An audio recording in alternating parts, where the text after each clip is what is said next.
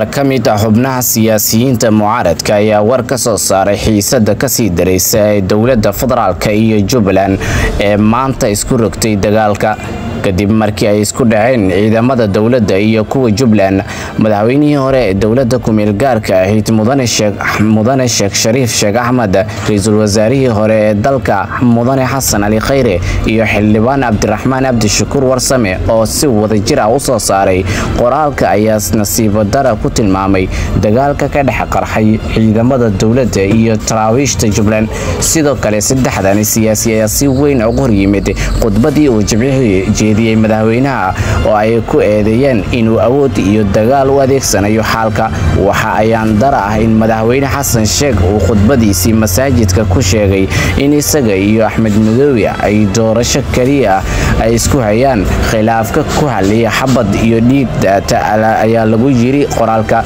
sidoo kale waxay ku baaqeen in si degdeg ah loo joojiyo dagaalka ka socda Ras Kamboni isla markaana wax waliba lagu dhameeyo miiska wada hadalka.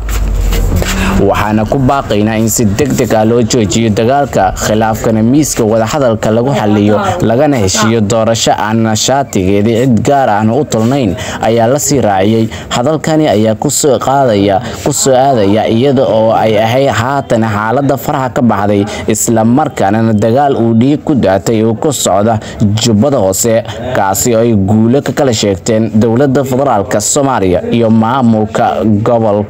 goboleedka Jubbaland.